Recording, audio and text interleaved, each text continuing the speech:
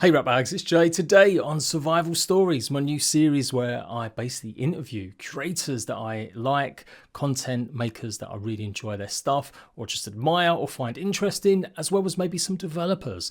And that's all coming up in the next few weeks, pretty much every Sunday. Make sure you're subscribed, and members will be able to see these episodes a bit early too. So think about joining and becoming a Ratbag member. Today, I'm joined by a very special guest. Cryptic Fox Gaming is a YouTube streamer and video maker who's been in and around not just survival but simulation and other games for a long time now, and does really well with his community, where it's just like regular streams, consistently uploading content and just making sure that his community's enjoying the stuff that he's putting out. So Cryptic Fox, welcome. Hello. Hey, good to meet. Hey, we'll talk again, I guess. Yeah, thanks a lot. I really appreciate joining for like sort of the beginning episodes. I've got a few people more lined up. I'm recording this week, but you're the second out of about 4 or 5. But I really appreciate it. Really, really do. You amassed 125,000 subscribers. You know, you're streaming every night. You're putting out more videos. I noticed recently, like it seemed to have a bit more of a cadence. Yeah, I'm trying to get like strike a balance between being live and like uploading some stuff also. Whenever you're like live streaming all the time, it's hard to take any time off, right? Yeah.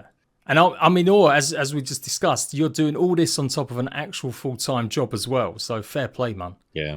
But yeah, he's busy. Yeah, I bet. The reason I asked you was because I have always I checked you out a few years ago. It may have been actually with the Valheim beta testing that we did together, or like maybe stuff like that. That's maybe when I first come across you properly. And then I had a little peek and saw that you just got such a good sort of committed audience that show up for your streams, right? You stream pretty much. Well, how many times a week do you stream? Yeah, usually 5 to 7. It sort of depends. Like life obviously injects its own priorities and stuff, so sometimes it's a little challenging to keep up with it. And my internet provider has been just a hot mess this year. So yes, I have seen the struggles with that on Tinterweb. Oh God, it's been awful on X, on Twitter. So hopefully, but normally like 5 to 7 nights a week. Ideally, I want to do it every night, just because my family largely goes to bed earlier anyway, and then I could sit and watch somebody else's videos or flip through TikTok or something, or I could go live and do something myself. Right? Yeah. And I realised I deep dive into obviously creators' history, trying to find some skeletons, and yeah, it's crazy to see as well. Like when you click on someone's old videos, and the old ones turn up. If it's not Minecraft, it is now like Fortnite. Yeah. Well, that it just got so big. It was like, how do you ignore a phenomenon when you're a small channel and you want to attract an audience and grow, right? Yeah, same. I've got a couple of videos that probably got like 60,000, 80,000 views of Fortnite, like how to, before everything got flooded. In that, it was that very brief window where you're right, everyone was jumping on it, and then it became very much there was that period of time where like there was an audience building for it, and creators were rejecting it. And so they were, for a little bit, like I started initially with the Save the World version of the game before they had the Battle Royale out. Yeah. And I thought it was kind of cool, and I played around with it. It was fun. And then they launched the Battle Royale, and I was like, oh, I'll try this out. And then everyone who at the time who was playing a different Battle Royale game were like, that's trash. That's for kids. It's too cartoony. And so they were rejecting it. And I was like, well, whatever, I'll try it out. And I played it. And so people like me that were terrible could attract an audience off it anyway, even though we didn't have the skills, just because the demand was there and there wasn't enough people feeding into it. So it was like a huge opportunity for like view and sub growth. But it's interesting that like I think probably a lot of the audience I attracted in that time frame, because it's so outside of what I do now and what I've done for years, it's basically like dead sub count. Yeah, true that. I mean, same. So Survive the World was actually one of my games I was really targeting as being going to be big for my channel, survival game, base defense. And then I kind of hopped into Fortnite, just the same thing with the Battle Royale stuff. And then I actually pivoted and tried adding more Battle Royale stuff, jumping on that bandwagon alongside my survival content, which I was starting to grow better and more of. So for a while I was seeing all the battle royales come out, the new ones, and then quickly dying because none of them could really compete. It's interesting, but just your breadth of games as well. I didn't realize you covered so many sort of simulation games too, and looking at some of the reviews like Car Simulator and stuff like that. I think I've been doing this, I've had this channel for like 10 years. I started with another one when I was just like first experimenting and figuring out what I wanted to do. And I tried poking around with Minecraft a little bit because I had seen it, and I had seen that there was content on it that was drawing views and stuff. I was like, oh, I might be able to do some of that, and I decided to try it out. But it really wasn't. It didn't really sit with me. So I switched over, and you won't see it on my channel now because I had to make them all private. But the game that I really started with on this channel was Disney Infinity. Yeah, I did see one of your streams, and again, Yeah. same. I did the same thing. I bought all that stuff. I tried a few videos. I did unboxings and everything Yeah. before kind of giving it up and realizing I didn't want to be like a kid streamer. Yeah, my kids were young at the time, and so I was like, and so that's sort of how my branding came about, where I was like, well, I want something that like I feel good that my kids can watch, because they might pull it up, kind of thing. And so I was focused on like trying to be family friendly, not swearing. I was doing Disney Infinity, which is sort of younger audience targeting. So my character sort of fit into that in terms of the the animated fox thing. But what I probably did videos on that for a couple years before I really even started trying live streaming, And and just just went sort on of from like, there. yeah, just sort of gradually built it up that way. And then I branched out and I was like, okay, well, Disney Infinity, they were planning to turn off the servers, and I kind of wanted to do more anyway, because once you play the same game for a really long time, you want something else. Yeah. So I started to branch out and did like Astroneer and Subnautica, and then that led to games like Oxygen Not Included, obviously a Fortnite Battle Royale, and I just started to pull in like anything that I had an interest in. I just was like, oh, I'll go check those out. And then that sort of I gravitated towards survival games over time through that. Yeah, I was going to say, because you've not always just been strictly survival. Even now, you're still doing a good mix of games you just find interesting, right? Like simulation, and obviously I've seen Elden Ring. You stream a bit of Yeah. that and some horror games as well. Going back to your mascot then. So how did that come up? Because everyone asked me about mine. So how did the Cryptic Fox come about? I was playing Minecraft with my daughter, and I had put a skin on the character that was a fox. And so when I was trying to come up with a channel name for something to do, and I was going to be I was planning to play around a little bit with Minecraft. I was like, what can I do that's a fox? And I just started pairing other words with it, and then landed on Cryptic Fox because it sort of flowed. Um, so it didn't have like a huge meaning behind it. It was more so just like trying to come up with something, which in hindsight, I kind of wish I could change the branding now. Right. every time I game with people online, they're like, "Are you a furry?" I'm like, no, not a furry. It's just a cartoon fox, man. There's nothing wrong with that. If you are a furry, I've No, upset the crowd before criticizing or making that's jokes. that's fine. It's just obviously like that wasn't the image I was intending to portray, but people seem to pick up on. Yeah, yeah, it is true. And also, I mean, you've got the fox is kind of cute. Foxes are mostly lovable, right? The amount of times I've had an argument with other creators or other people, and they just start dissing me because of the rat, my rat bag. Just like, oh, rats dirty, rats are, I'm like, oh, actually, no, rats are hyper intelligent. They're ridiculously loyal. Yeah. Yeah, get out of here. Stop I dissing my mean, rat. one of the things when you're setting up your channel and you're trying to figure out what to call it, that was a real task. Yeah, yeah. Back in Like, day, what am I gonna? You want something memorable that it's easy for people to think of and input. I've seen people like have these really complicated names. It's like, well, who's gonna remember that in order to put it in if they want to search for it and try to pull it up? yeah, like sniper death, but it's all got numbers in it and high fixed, like weird Yeah, letters replacing others. and also, you're also looking for something that there isn't already 100 of on YouTube, because you don't want to be just one of 100 of the same name. Yeah. So it's an interesting start. Mine went from Epic Jam, because I used to like Epic Games for Gears of War, so I just liked the word Epic. And that was that reason, really, not because I used the word a lot. And then Jam was just my initials. So I had that for about a year of making like some really bad Minecraft videos using one of the Dazzles, the old school. Everybody starts on junk. Yeah, like look at any of your first videos, it's cringeworthy. No HD. Well, old fogies like us maybe a little bit in the game a while, but yeah, definitely like it wasn't even HD. It was like 720p. My first video that it was on a different channel. I don't think it's even live anymore. I had recorded it. I only had an Xbox at the time, and I had just like a normal like Logitech headset with the microphone on it, and the audio quality was awful. You got to start somewhere. That's absolutely. But yeah, and then after a while, I realized, pick jam. I don't know what this is really doing. What am I doing with this? Am I making a jam jar? Like, is that really a good logo? I don't know. So Ratbag was giving you my history now, but the Ratbag, what I got called as a kid from my nan and my mum.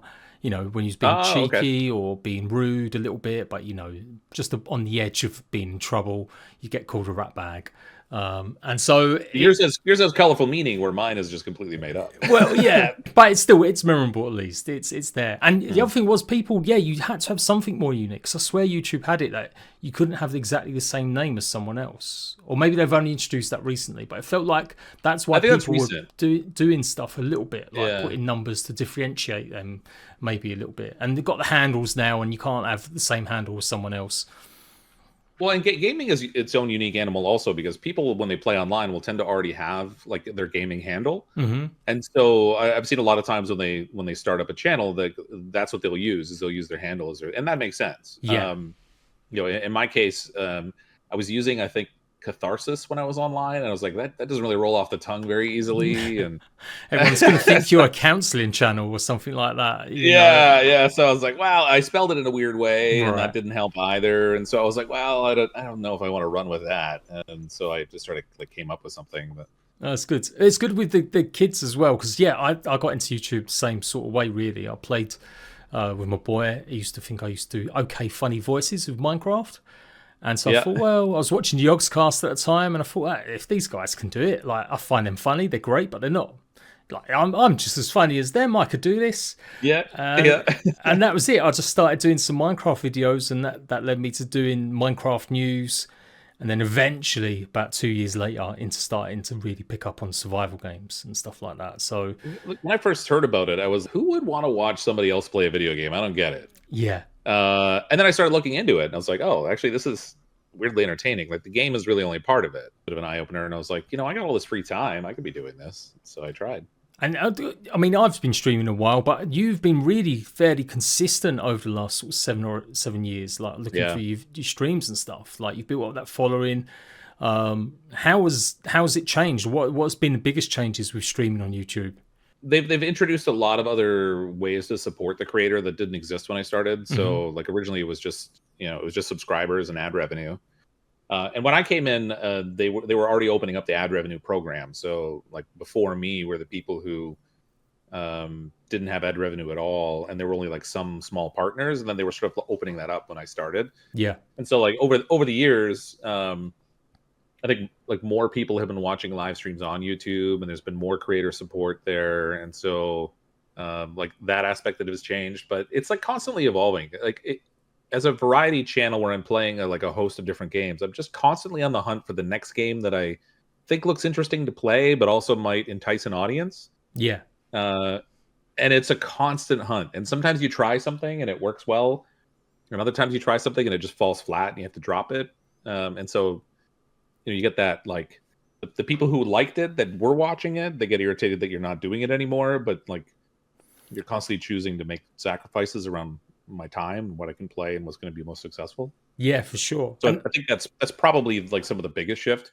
And when I started with a singular game, it was relatively easy. It was like, okay, what am I doing with this game today? Versus now the hard being decisions. A variety channel. And it's like, okay, well, what should I be playing? I have 7 games on the go right now. What should I play today? There's this new game that just came out. Should I be playing that? Do I want to check it out? It looks really interesting. I want to try it. But as soon as you turn like gaming as your hobby into gaming as your job, almost, it's really hard to play things outside of content creation, because you're like, I feel like I'm wasting that time. Yeah, for sure. Absolutely. Yeah, same. Like, I'm just, I've dabbled in and out of live streaming, and but I've never been consistent. I've always wanted to. I always felt like it would be good to be able to just switch on and make that basically my main content rather than videos. But I started it just like a couple days a week, and it went fairly well. And I was like, oh, okay, well, and at the time, YouTube was sort of just starting to push their live streaming capability. Yeah, and so by live streaming, I was actually ranking a lot higher in search results. So if you search for a game, they were prioritizing people who were live with the game at the top of the results. Yeah. And so at the time, I was a really small channel. I think I might have had 5,000 or 10,000 subscribers, maybe. So it was an opportunity for me to show up and attract an audience that might not see my uploaded videos. Instead, they would see me live. And over time, it sort of shifted so that I was doing more and more streaming until that became the predominant thing I was doing instead of uploading videos. Well, looking at the most popular live streams you got, I mean, Junkyard Builds, Car Mechanic Simulator 2018, nearly 500k views for a live stream. That is some good work. And then you got DayZ, like really mixing up between the different genres. But yeah, with the live streaming, The stuff that does well is sometimes is completely surprising. There's things I try where I'm just like, I just want to try this. I don't think it's gonna do very well, but I'll play it. And then like Car Mechanic Simulator, and suddenly it's this huge thing on my channel. I'm like, oh, that's crazy. It is. So what happens though? So when I noticed as well, like even recently, some of your streams, you've got some great views on some of it, and there's still great views on pretty much all your streams. But clearly, some videos or streams really work really well. But then you don't necessarily carry them on. You are just kind of really flicking between the games that you're either finding interesting. Yeah, and like some of it really does depend on the long tail views. Mm-hmm. So what I've found in general with live streaming, so like I go live for the period that I'm live. Usually it's at like 3 hours at a time, and then when I finish streaming, it just gets saved as a like a video recording on the channel. The largest proportion of views actually come on the saved recording as opposed to the live stream in and of itself. And so it's a combination of like, well, how many people were watching it when I was live? Because that sort of affects the view velocity when it first starts to see viewership as a recording, and then does it go up to a certain level and then just completely flatline, or does it have just a kind of an upward curve? And sometimes there are things that do initially okay and they just completely flatline. I'm not getting any more recommendations on it. I'm not getting any more views on it. It's just a dead video on my channel. And so I have a tendency to leave those. The thing, you must be doing something right, because watching other streams, like I said, me doing it as well. Yeah, you're right. When them videos pick up, it is about what happened in that live stream, like how much engagement you got. And clearly you are doing something right in terms of entertaining. And I watch you're pretty chill. You're not someone that screams and hoots, like over exaggerating. Yeah, no. You haven't got like a funny character. Well, not funny character, but you know what I mean. You haven't got like a wig and a pair. Well, you're not on camera for a start. How's that played out over the years? Like, have you been tempted to reveal your face? Oh yeah, well, I actually have some content where I've used a video camera. Right. And it's interestingly polarizing. Like there are people who are there for the game and they're like, well, as soon as you put your picture on the screen, now you're blocking part of my view of the game. I don't like, what are you doing? You're not editing anything. There are other people who are like, hey, I would really like to see you on the screen. And so it's this weirdly polarizing thing where some people are really for it and really against. And kind of where I landed was that there are certain games where seeing the person playing it adds to the experience, like a horror game, where they can see your reaction to the jump scare. Whereas in other games, like if I'm out chopping trees in Valheim, or I'm like spending like 45 minutes cutting grass in Grounded or something, I'm just like visually seeing me isn't really adding something, and so I just kind of leave it out. Yeah, but it's a tough balance. I think it's, to some regard, people use a camera just because they've seen that people were using a camera, and so they think they have to. Yeah, like there is that sweet spot. Like I said, it's either you've got to be really engaging with the eye movements and and making sure the camera's zoomed in good enough, and you got good pictures so people can see your reactions, because that's what people really want to see and feel. But you're right. I think I fall into that trap sometimes where I've got the camera on just because, everyone it's what lots of people do. And I've kind of gone back and forth with it. I'm like, should I have this on? Should I just use it sometimes but not other times? Should I do like with recorded content? It would be interesting maybe to just have a mix where, like, in some parts of the recorded content you've got the camera, and other parts you don't. Mm-hmm. It's a constant process of experimentation to figure out what the content should look like beyond what you're playing. How should you handle the content and what should you do with it? What's the situation with Twitch and stuff? Have you ever dabbled with other platforms? I did, yeah. So at one point I was streaming on Twitch. So I had video content on YouTube predominantly, and I decided I wanted to try streaming on Twitch, and so I was doing that. And then I really quickly felt like I was having to completely build a new audience in Twitch, and I wasn't really using the stream content from that in order to create content on YouTube. And so I tried like dual streaming. Then I felt like I was trying to handle two different audiences that were communicating differently and not with each other, where the stream chat couldn't really see and interact with each other. Yeah. And there was a point at which I was like, okay, I've already built an audience on YouTube. why am I putting my time and effort trying to build a separate audience somewhere else that's disconnected? And so I just decided to focus everything on YouTube. Yeah. Sometimes I regret doing that, and I kind of wish I still had both. But for better or worse, it would just seem like I should really just try to like drive the growth where I could, kind of thing.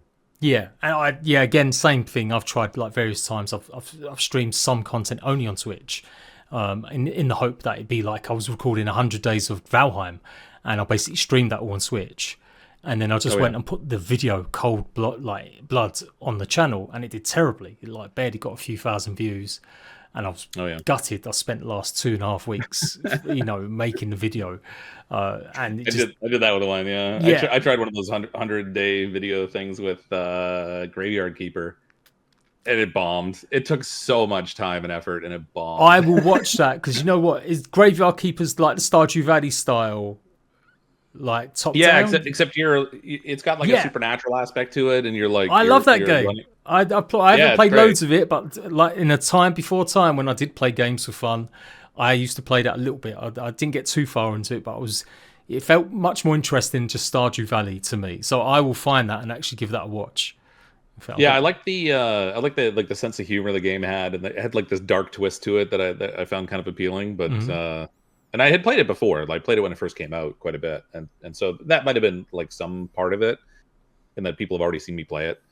And so when I go back and I do like 100 days version of it, it's maybe just doesn't hit my audience the same way. Yeah, but, it's very hit and miss. It's one of those things where like, I just wanted to try something different. The one thing about streaming all the time is that you're constantly running on a treadmill. When you stop running, you don't move. Yeah. And so you got to keep going live all the time because you've got to keep generating the views because they tail off fairly quickly. Whereas if you can get an audience built around uploaded content, it has a tendency to snowball a little bit more, which is why I've try to upload more content, but the uploaded stuff does terrible because I have a streaming audience. So it's like a weird. It is hard because, like I said, so we was talking a bit earlier. Like, unless you really seek it out and you're really engaged with trying to build an audience alongside other tubers, like collabs and stuff, it can be hard getting that kind of info. Like, you can research your stuff, you can look up a few things. Like, everyone's probably watched lots of videos if they're a budding YouTuber on like how to get your first 1,000 subs or 10, them kind of that algorithm based videos where it's just like how to be a successful YouTuber. Although some of that, if it was that easy, wrong. It's mostly wrong. If it was that easy, we'd all do it, and we all wouldn't spend years sometimes achieving it. It's not or working twice as hard to maintain it. That's what I think a lot of people don't realize. Once you get to a certain level.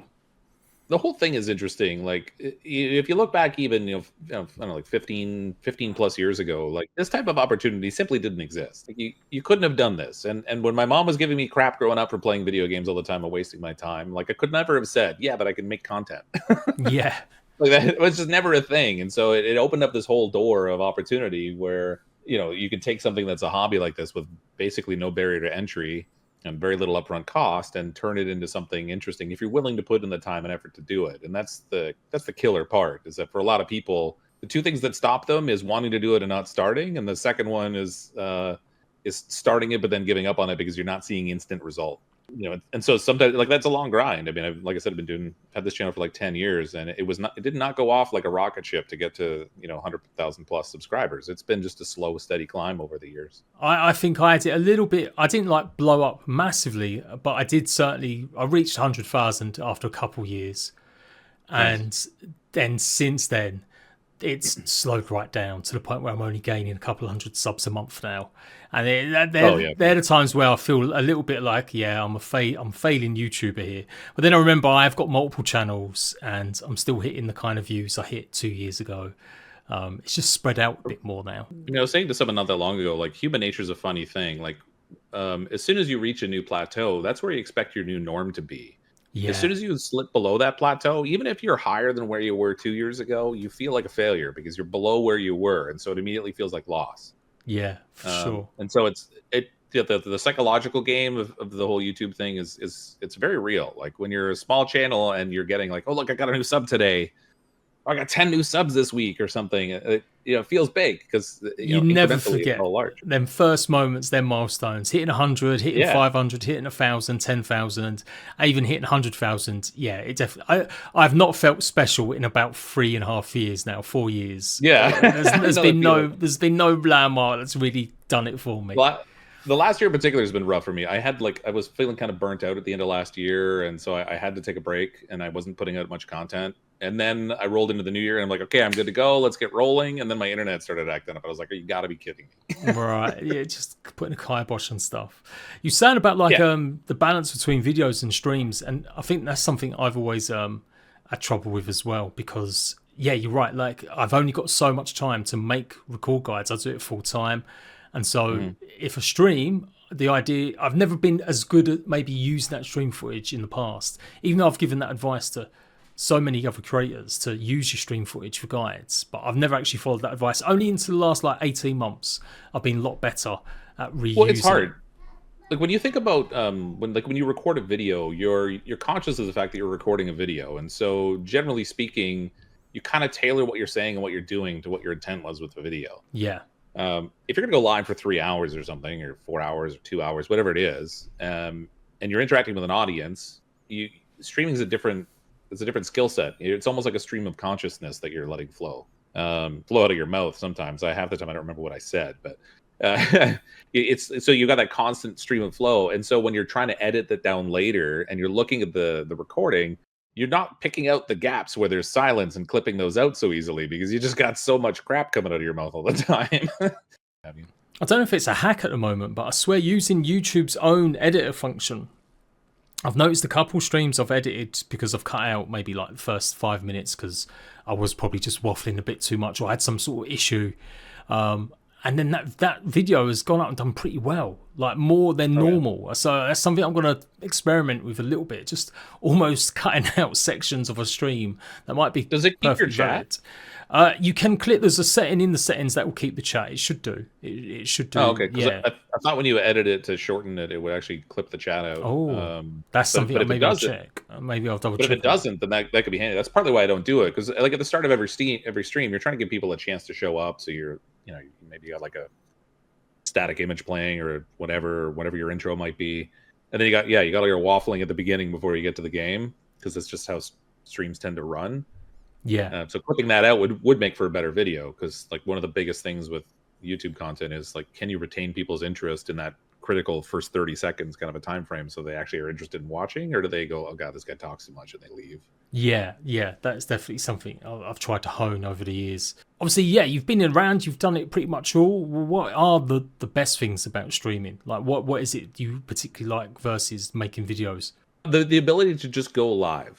Like, I try to schedule it ahead of time when I can, usually within like a couple of hours of when I intend to go live, and I'm trying to decide what I'm going to play. And the nice thing about the live streaming is when I go live, I'm live. I'm on for that period of time, interacting with people, so you're getting real-time feedback versus waiting to see what comments might come up on a video.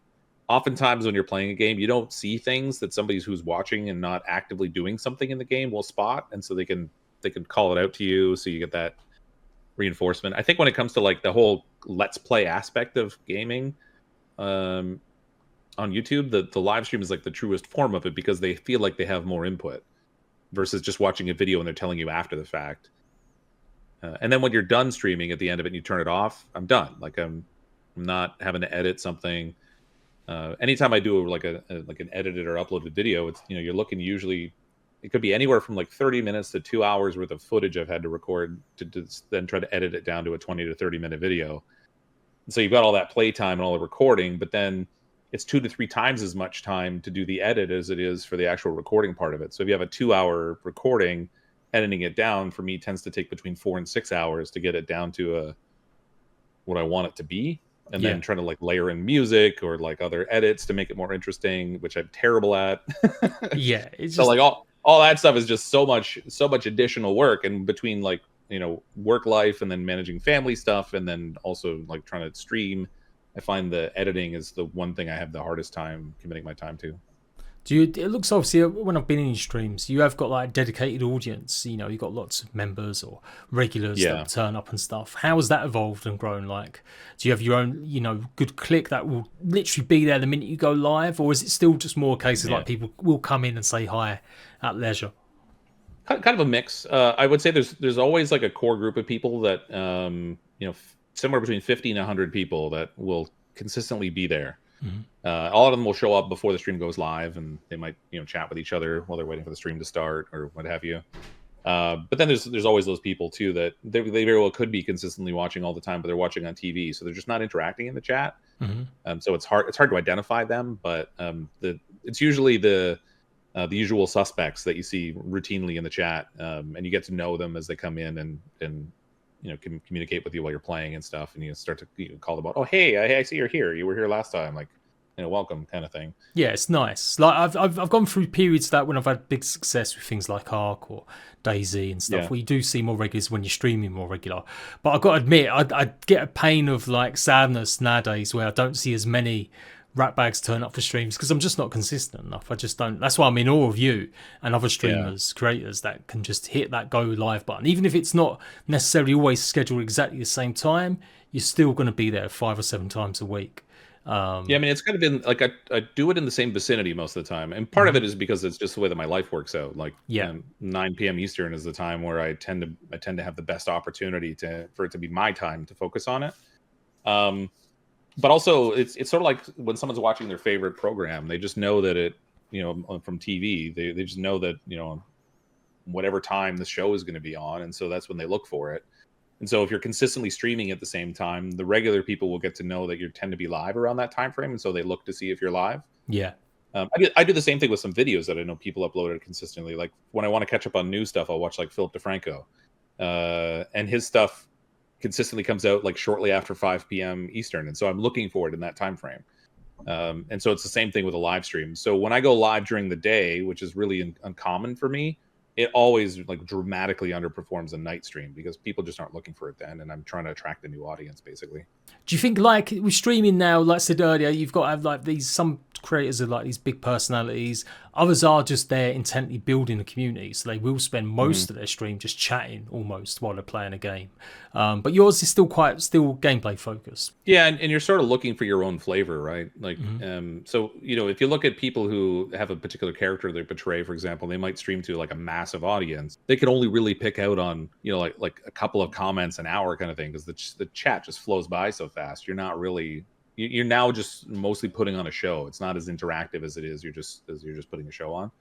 I'm sort of in that range now where I consistently have a decent audience, which is great. I can see the commentary and I can react and respond to it, so it's a little bit more personalized. And some people really just like to have a reaction when they say something. But yeah, it's always I don't know. I feel like you're just constantly looking for like, okay, what can I be doing differently, or what can I be doing better that's gonna make this more broadly appealing? But you sort of automatically have to settle into a particular kind of audience that you want to attract too, because I could be that that 20-something kid screaming and losing my mind, or or people like I Show Speed or whatever, who are just like doing ridiculous things and freaking out, and so they're getting the dramatic reaction response from people. Or even the opposite, the real cozy streamers that are just so chill and relaxed. It's like ASMR when you go into a stream, like, right. How's it going? Yeah, welcome in. Yeah, let's carry on playing. And I'm like, whoa, what am I watching? Everybody's got to get stoned. Yeah.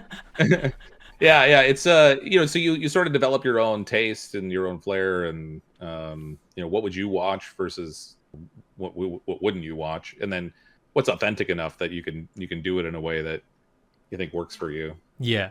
What's the thing you hate most about streaming or YouTube? I think it's just that constant need to feel on. Yeah. So like if I'm having a crappy day or I'm not really feeling up to it, there are times where I push myself to go stream anyway because I feel like I need to. Like if I don't get the content out, then I get a dip in views, and that dip in views doesn't affect just one day; it's a multi-day impact. And then I feel crappy because I've got that impact, and I feel like I didn't do what I was supposed to. And so you're similar to working a job for yourself. You're kind of your own worst enemy and your own worst critic. Yeah. And so like that drive is tough. And then I would say probably it's hard to enjoy games outside of YouTube. because I feel like if I just pick up something and play it, I feel like I've missed an opportunity if I enjoyed it. It's like, well, if I enjoyed this, why didn't I play that on stream? Or why didn't I make a video of it? You know, so like I think that aspect of it, and then just that constant need to be streaming and putting out content is tough. Like I know lots of creators who don't stream at all. They just they just edit and upload videos, and in one case, I know the guy is like 2 weeks ahead. Pretty much all of the time. So if he's sick or he doesn't feel like it or he wants to take a vacation, his content continues to just come out like clockwork, and he can take that break. And when you're streaming, you can't, because you can't fake being live, really. That's the dream, because most of my content relies on being reactive. You know, the first guides, the first gameplay. I'm in the same boat where if I'm sick or something's up with the family, I'm done for. No content for 2 days, and it kills me. The people that I talk to who've been wildly successful on YouTube have figured out that it's not really so much the game that you're playing as so much as what you can do with it. It's maybe different than the way someone else might play it. And so when you're trying to stay on top of the hot game all the time, like you're constantly having to hunt for it. B, it's a race to get the content out ahead of other people. And then C, can you even do it any different than the other people did? Or are you just another voice in the crowd? I think that's where survival games kind of shine, because most of them are so open-ended and they're so broad in scope that each person doing it is going to play the game differently, versus like I just the other day I played Silent Hill 2. You know, everyone who plays Silent Hill 2 is having largely the same experience. Yeah. You know, your interaction with a given monster might be slightly different, but you're flowing through the same story. Everyone sees the same story hits. Everyone knows when the monster's going to jump out. Right. When you've watched one, do you really need to watch another? You know, maybe you do because you like this particular creator and the way they react to it, but yeah, for the most part, if you've seen the story, it loses its appeal, and so that's where the race comes in. And is that why you've got so many survival games on the channel then, as opposed to just more sort of multi games which you've done? I think I've gravitated to those type of like open world, open experience type of games. So like right when I started with Disney Infinity, they had this thing in Disney Infinity called the Toy Box. Yeah. Which was just a blank canvas, and you could build a game yourself in there, or build like an obstacle course, or like build whatever. And so I gravitated to that because it wasn't just like watching a story game where I've already seen Bob play it. Do I really need to see Cryptic play this thing? Instead, I could be, okay, here's what I'm going to build in the Toy Box today, and I'm going to try and do this, and I would have like videos that would span like a week or whatever, me building a particular toy box to make it look cool and interesting. And so that then after that I played Subnautica and Astroneer, which again were both very open games. You can, with a game like Subnautica, there's a overarching story, but you can go and do whatever you want. Yeah, it's in different order. It's a different experience kind of for every time, every player. Yeah, and you make lots of mistakes, and in some ways that's what my audience seems to like best, is when I screw up. So it's like there's just something about survival games that because they're open-ended, you can play them how you want to and do what you want to do in them, create a building, different adventure than other people might have, that sort of thing. And so that's sort of why I kind of gravitated to those. The trouble with those is that because they're so open-ended, they could go on forever. It's hard to like know. Yeah, dipping in and out, like I said with your stream, sometimes I'll see you doing really well, and then you don't carry it on. Then I'm just like, but I can realize it's because also sometimes there's just so much game to play sometimes in these survival games, and trying to rack through it. It's insane how much is coming out all the time too. Yeah. Like I keep a list on my computer of like, and I just have like one of those digital sticky notes or whatever, and I just constantly tag things in there when I see something coming up that looks like I might want to play it. And there's so much, like thousands of games a year that come out. It's like keeping them up with them is tough. And because again, as a variety channel, you're always looking for like, hey, what's that thing that people are going to be interested in that is going to drive some new audience? Because you want to keep creating content that your audience enjoys, but the inherent nature of YouTube is you want to grow your audience. And so if the only thing you do is audience servicing for the people who already follow you, you don't really ever get those new views. Something like 80% of my content this year has been viewed by subscribers or people who regularly follow the content. Only 20% by a new batch. And so that's where that slow growth comes from.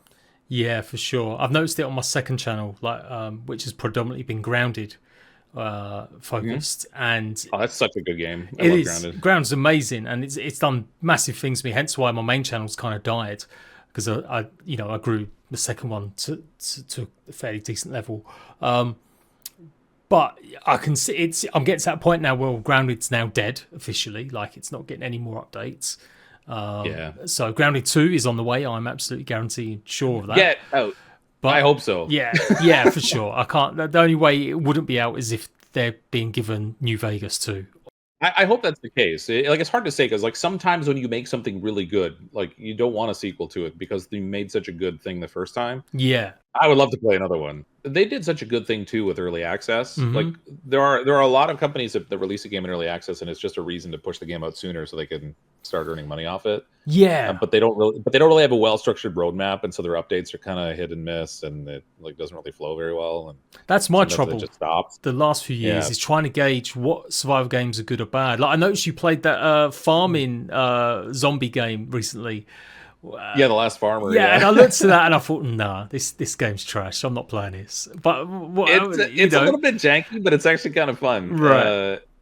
The interesting thing when you start like looking at games and figuring out, it's like, okay, what can I do in this thing that's going to be even mildly entertaining? Yeah. And so, like, I think sort of like where a bunch of people wrote off Valheim initially. They're like, oh, look at those graphics. That's trash. What is this, like 1990s? But when you get in and play it, you realize that the underlying gameplay is great. They did a fantastic job of like bug detecting before they rolled out a product, so it all worked well. And then the lighting that they used really the enhances the graphics. Yeah, everything's just amazing in Valheim, like with the atmosphere and stuff. The graphics are low poly, but the lighting just really like brings the world to life. And so, there's a lot of things I think people overlook graphically that way. But The Last Farmer is definitely janky. It's got some funky stuff in it, but it's been entertaining. I've only played it the one time so far, but it was fun. I think my tolerance for jank is probably got less and less. I've tried so much and covered so much. And it is about the time investment for me because, juggling video streams, whatever it is, like, can I really afford to put 2 to 4 hours in this janky new game when so many other games have got updates? And you've got I find I've got to narrow down even more because I simply feel like I'm getting overwhelmed and not making much of an impact covering too many games. Yeah, and I struggle with that. I'm always struggling with, like, okay, am I trying to play too many games right now? Is there stuff that I should be leaving behind because, like, this game's not really getting views, even though if I enjoy it. So, like, Elden Ring for me was like one of those games that it performed terribly. My channel was not really built around that kind of a game, and so the audience for it just isn't there for me. But I really loved the game, and so I played through it anyway. But it hurt me in the long run. But I mean, so I just looked quickly, and there's like, so far this year, there have been 14,669 games released on Steam. That's crazy. I mean, and now, granted, the vast majority of those will just be absolute trash. Yeah, and you'll never even see them. But just the sheer volume of new games that are coming out all the time, like even in the survival genre, like it seems like lately there's just been this real run of survival games coming out. In terms of updates or DLC and new releases, there was over 20 different things happening in October, whether it was like Rust having a world update, Fountain of Youth launching on console, Retreat to a Nen is launching on console today. Totally forgot about that one as well. That's an old early access title that's maybe now finally releasing on Xbox, PlayStation. You've got Orbound, Wild Planet, Zero Suvet. They're all coming out tomorrow and the day after. Today is No More Room in Hell 2. I'm checking that out tonight. Oh yeah, I forgot about that one. That's the real sort of horror survival extraction game. Yeah, it's like a survival zombie extraction game that looks really cool. And I don't know whether it'll do well or not. I just want to try it out because it looks cool. And if it does well, I'll play more. And if it doesn't, I'll just have like a one-off. But there's so much. It's one of those things where it's like, man, I really wish I was more full-time so I could focus on trying to get more of the content out, because I have a small window to work with, and so it makes it even harder to choose. So it's interesting though that you worry so much about the success, given it's not your kind of your main job, as it were. Is that something that's maybe putting you off becoming full time, or is it just simply logistics? You're not prepared to take the risk of becoming a full time tuber? I think it's a combination of the two and the balance. So like I've got. I have a family, I have a wife and 2 kids and pets and a mortgage and, all that kind of stuff. And so the thing that the job provides for me is that consistent known income that comes in every 2 weeks. Every 2 weeks I get paid. It's going to be X amount of money because I'm on salary. I I have these benefits for medical coverage and, you know, glasses or whatever, if the kids need glasses and all that kind of crap. So it takes that degree of pressure off. And then the YouTube side of things can be highly variable. Like as we're rolling towards the end of the year, the ad income is great because everyone's advertising for the holidays. But then you hit January and there's like this big cliff that it drops off. Yeah. And you only get paid like once a month. And so that process of structuring your finances so that you can accept that kind of money that's only coming once a month, and then be able to absorb that kind of fluctuation where some months are going to be really good and others aren't. You know, it's a challenge that way. And so I haven't wanted to take that leap just because of that. Yeah. If it was just me, myself, I would have done it a long time ago. Have you thought about getting an editor and stuff to help the process? You know, talking about like the long editing and stuff, or again, still not there yet, maybe in the future? Yeah, I'm trying to do some more edited content so I can try to build some audience around that so that I have the opportunity to try to take some of that pressure off. Yeah. I have, again, with the kids and the pets and stuff around, it's actually really hard because people are way more willing to accept noise in the background when you're doing a live stream versus, you know, noise in the background when you're doing edited content. It's like, okay, well, why am I listening to your dog bark? Yeah. Yeah. You know, versus like, oh, you're just live, that's just going to happen. But you know, when it's and so I don't have that controlled environment that makes it easy to do that. And then again, just like the time consumption of editing. So I'm trying to do more and more edited and uploaded videos. I have a bit of a break because I got sick and that threw a whole wrench in my works, but trying to do some more content that I can get people watching that stuff so that I don't feel like I have to be live every night. Yeah. I fell out of a rhythm too, where so when I was playing Oxygen Unincluded a lot, because I knew the game so well and I had played it all through early access and I streamed it a lot, and it was a complicated game that didn't come with a good set of instructions. There was all kinds of content I could create around playing the game that people would find useful. So I had tutorials that I built around that did quite well. And that type of evergreen content really helps because even if something you're playing now isn't doing super great, you're still getting fed views from that other content. But over the years, that evergreen stuff for me has died away, and so I only have like the current thing now, and that's another thing that gives me pause when it comes to like going full time. Is that like that's not consistent enough? I need to. I don't know. I gotta find my groove again. Yeah. You know, when you do it for such a long period of time, you've got to evolve and change, and sometimes knowing how to evolve and change is hard. Yeah, I'm a stubborn bastard as well. I've always, in the first 5 years of YouTube, I was like, I'm doing what I never cared. I never paid attention to any of my analytics. I never give a monkeys about whether or not people wanted to watch this content. I would play all sorts of games, going like, I'd even streamed like Call of Duty, and not that I was big onto it, but when Black Ops 3 came out, whatever it was, I covered that a little bit. Or, you know, I've done some stupid stuff, like put Roblox videos out, although they did quite well back in the day. Yeah, some of them still do. Yeah, that's it. It's surprising. But yeah, it's only in the last couple years, actually. I think maybe with the competition from, as Twitch and other services have shut down, like Mixer and stuff, you've got more and more creators now, more and more streamers. It does feel like I've got to pay a bit more attention to keeping my audience. You're constantly trying to stand out. And if you're smaller, like if you're somebody who's new, who's starting, I remember when I started 10 years ago, I used to go to this Reddit forum called it was like r/Let's Play, looking for information, like how do you get yourself seen more? What should I be doing for editing? What are some tips around audio quality? Because my audio was awful when I first started. Lots of stuff like that, and like, you know, but in a lot of ways it was like the blind leading the blind, because the people who were hanging out there weren't any more successful than I was for the most part, and the people who were wildly successful kind of got all the other people would sort of dogpile them and try to tell them that they were wrong, and so they would just be like, I'm not going to bother wasting my time here, and they'd go off somewhere else. Yeah. You know, and so it you know, the whole process is interesting growing from a small channel, because you're just trying to like beat other people out to get there first and just make something that's fun and entertaining, and every little bit of growth feels good because you're small. But by the time your channel grows to a certain size, it's like a revolving door. There's always a certain amount of outflow and a certain amount of inflow, and you're always trying to keep your inflows higher than your outflows. Yeah, and that's something I've definitely noticed that I'm dropping off and stuff, at least on the main channel. I still enjoy it. You don't feel it when you got 100 subscribers. No, you don't. Like, it's just you like lose one, but it's no biggie. You know you're going to get more. Yeah.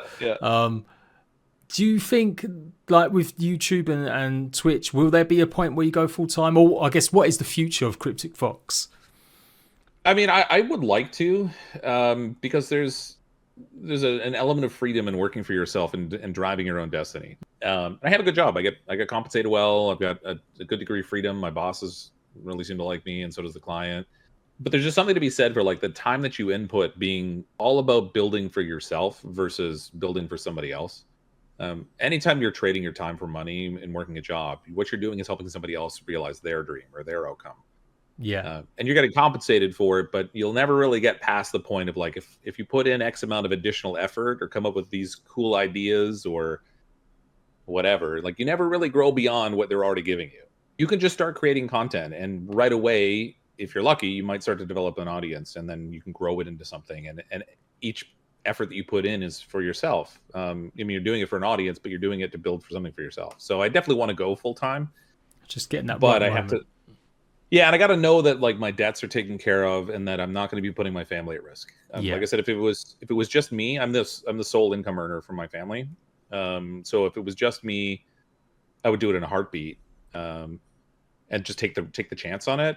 But knowing that I have these other things, I just can't. I've got to make sure that I've got everything lined up right before I take that leap. Yeah, that's fair enough. So I think I would probably have to 4x my views Well, before I would yeah, before I would consider it. yeah. I mean, that's it as well. Like I've had months where I've had like 3 million views, and I've earned such amount. I've never hit that. And I'd be like, I've made it. This is it. This is the big time. We're snowballing. And then 2 months later, you're back down to like 300,000 views, 400,000 views, and you're like, okay, I've not hit the big time just yet. It's I think like people's interests change a lot, particularly around survival games. Like you're hitting a different audience than you are if you're a Roblox channel or a Minecraft channel. When you're a Minecraft channel, you already know where your audience is in the general scale of it, and it's can you catch enough of their interest for them to want to follow you? And if you do, it can be explosive. But usually you'll end up burning yourself out on the game because you play it all the time. You run out of ideas. People will start to say you dropped off or whatever, and then it spirals down. So like a lot of those channels will explode out of nothingness, get huge, and then sort of like dwindle off. Same thing with like Fortnite. Like there was a huge number of streamers that and then they huge channels died. in like no time at all. Yeah, and then they have nothing. Yeah, they just don't seem to want to be able to move as well. I think that's what frustrates me. I won't go on too much of a tangent, but I do see a lot of YouTubers been in business pretty similar to me, or saying they want to change, but they don't seem to grasp that they really have to do something about it. They can't just play one new game for a couple of weeks and go, hey, everyone watch this the same level. It's like, no, remember what got you in there in the first place. You probably did smash out 50 videos, or you did do some really quality guides on a new game coming out, or when it was new. Some people got really lucky. Like that Fortnite thing was a crazy phenomenon. Like there were so many channels that started up, and within a week they had thousands of subscribers. Yeah, they just like blew up. That was not my YouTube experience at all. In terms of survival, though, I guess like what are you looking forward to most? Like in terms of games coming out this year or next year, is there any big ones that you like? I'm definitely, or even survival, but just regular games. Yeah, I mean, I've had a few that I've kind of kept on the list. Like I'm obviously looking forward to Dune Awakening, and I sort of hope that it doesn't become like a victim of its own hype. Yeah, or Funcom's jankiness. Yeah. Yeah, that kind of a thing. So like I heard Breath Edge 2 is coming out, and I haven't played the first one, but everybody keeps telling me it's like a great game and really funny. And so I'm kind of looking forward to like something like that. There's been a few games that like Light No Fire that I'm kind of interested in, but I'm like skeptically optimistic. Yeah. Stalker 2 is coming out in like November, and I didn't play the first one, but I heard it was great, so I'm interested in that. Subnautica 2 they just teased. Yeah, I did a video on that the other day. That's going to be a long way out there. Like I don't know, and if they're doing a Grounded 2, then obviously I'm going to be really hyped about that. I don't know. I have like a list. But there's not many of them that are like I cannot wait for this to come out yet, and not the way that like when Nightingale was in development, and I was like I cannot wait to play this thing. And unfortunately, it hasn't done exceptionally well in the way that I had hoped. But I love the game. I just don't play it as much because it doesn't draw as many views. Yeah, true. But that was that game that I was like, okay, I cannot wait for this to come out. This is just like the premise of it is really cool. I like everything that I'm seeing for the most part in terms of like graphics and like the intent of the gameplay and stuff. I'm not really seeing too many other games like that right now that I can think of off the top of my head that have me that same level of excited. I don't think Light No Fire is going to be great. Yeah. Even with all the the history of the Hello games and everything else, I'm definitely a believer in that they've more than made up for. I guess I'm looking at RPGs as well though. Like, I'm quite interested in Avowed, I guess, because I've got to know Obsidian, the team. Well, not the team there, but just in terms of like I've played some of their other games as well, like Outer Worlds, and I feel like Avowed could be good. Obviously, Fable, like even though it's not a survival game, I'm kind of in the stage now where there's a lot of games that are not survival games, and I'm trying to work out how I can include them. Because yeah, I feel like I'm constantly looking for information about new upcoming games, and I keep getting surprised by something that comes out of the blue that I had no idea was coming, and I'll find out like in 2 days it's coming out, like, or whatever, and I'm like, oh, how did I never even hear about that game before now? Like, the Last Farmers one, where I was surprised to hear about it, and I was like, how did I never even hear about this game? Like, I don't get it. yeah, it's there's so much, even like within survival. That's why I set up a second channel, because you had to even within the survival, you had to sort of branch down, right? Are you going to be a hardcore survivalist? Are you going to be a FPS shooter survivalist? Are you going to be like the weird and wacky survivalist? Are you more focused on the creative stuff in it, or are you more focused on like, there is definitely that branch off now where survival is such a big genre. You've still got people that will tune in for DayZ, but they're sure as hell not going to watch you play Enshrouded. It was so interesting when I played a lot of Grounded when it came out, and it was one of the games that I played on the channel that did phenomenally well. There were times where I had like streams with like 1,500 people on it. It's really hard to keep hitting that save lightning in a bottle, but it was so interesting to see like 1,000 people watching me spend 30 minutes cutting grass. Yeah. But they were all very engaged in it because there was just something about the nature of the game and the process that they liked, and then the creative aspect of what you could do with it that sort of drew people in. And I think that's maybe why I like survival games. Sometimes you hit on something like that that's magic, that it's the right combination of like the gameplay is fun, the freedom and creativity of what you can do in it is interesting, and you can sort of like build your own thing. That's why I think that's also why Valheim did so well.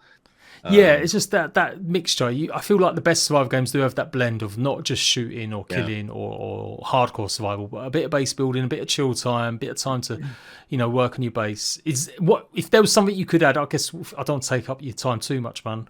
But what if you were making your own game? What would you add, or what would you improve on in a survival game? Oh, it's tough because so many of them have like good little elements to them. I think I keep coming back to Grounded, but I think like inventory management is like one of the banes of the existence of survival games. You just always have to collect so much crap, and then you've always got to like put it somewhere, and then finding it again later when you want it is such a pain in the butt. And so I feel like they had such a good balance in that game of like make it easy to put stuff away in a place where it's going to be relatively organized, and then don't force me to take it back out again in order to do something with it unless I have to take it somewhere. They're gold standards. They are. Like, I love Grounded. Grounded's special to me. Yeah, that aspect of it I think is great. It's funny sometimes when I'm playing a game, I'm like, oh god, I really wish they had X, and then I completely forget about it like 15 seconds later.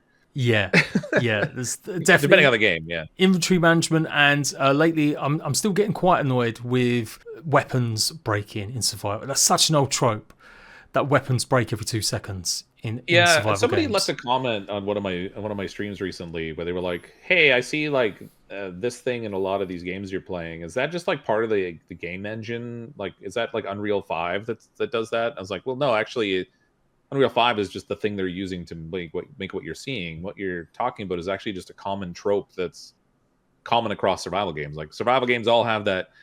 You got to gather food and sometimes water, and you got to make sure you maintain those levels. You've got to craft tools to build something, to unlock the next tier of something, to get that thing, to then unlock the next thing. It's just like there's a lot of commonalities from game to game in the survival space that part of what makes it survival. But that thing of like breaking tools is kind of frustrating sometimes. In a lot of survival games, I think it's the earliest part of the game I enjoy the most, where everything is new and you're exploring. You're discovering things, you're unlocking things, you're encountering stuff you didn't expect to encounter. Like, that aspect of like those games is great. And so like 7 Days to Die, for example, I find the early game compelling and the later game boring. Yeah, once you get because to that point where you got to like becomes too survive, competitive. that's the problem with also like I love Grounded. I feel like I could carry on just making content on Grounded, Valheim, Core Keeper, over and over again if I could guarantee the Yeah. views. But there does come a point even for me where I'm like, well, I'm limited here. What am I doing now? Now I'm getting to the point where I've got to come up with these wacky challenges, completing Grounded without touching the floor. You know, you've seen other people do Valheim Yeah. backwards where they take on the last boss first. Although the interesting thing is, like, so for the people that I've spoken with have been like wildly successful with YouTube, they're the people who figure out how to do that stuff early on before everybody else does. I kept you longer than I said. We said an hour, but I've kept you waffling on. Thank you so much for giving me some insight into your YouTube and streaming and stuff. Really appreciate it. It's been great talking to you. And yeah, is there anything else you want to finish off saying to listeners? No, I mean, thanks for reaching out. Like you said earlier, it's really easy. I think it's a normal thing for YouTubers in the gaming space to be kind of hermity. Yeah. I don't really do collaborations either, and so that opportunity to like chat and do something different is fun. Yeah, well, definitely. You know what? If you want, I'm totally down. Like I said, I've hung out in your streams. I'm definitely one of them that I watch on the TV, so I don't often comment because I've got it at the end of my streaming for an hour with my bowl of cereal. At the end of the day, that's what I've got on, and you are usually on at my time that I'm finishing quite late. Or you're just starting when I'm just finishing. So yeah, no, if you want to do something in the future, man, I'm down. You know, Grounded 2 comes out, you want to tackle a bit of it together or do something, or any like Subnautica 2, obviously that's going to be a big one. Yeah, man, let's stay in contact and we'll do something. Yeah, awesome. Thanks, Jade. Brilliant. All right, there we go, Ratbags. Another interview, another survival story. Do go and check out Cryptic Fox. Obviously, you will see lots of links to his YouTube channel in the comments down below and the description. Like I said, he streams 5 to 7 times a week in the evenings, Eastern time. So you'll hopefully get a good selection of great survival games and some scary games and simulation games as well. And just really a great streamer that really engages with his audience, but also shows the game off. I'll be back for another interview very soon. We've got a stacked one. I'm going to be talking to some Ark creators very soon, or an Ark builder, pretty famous in the scene, as well as a really predominant Valheim entertainment creator very soon too. So until next time, I'll see you later. Bye-bye.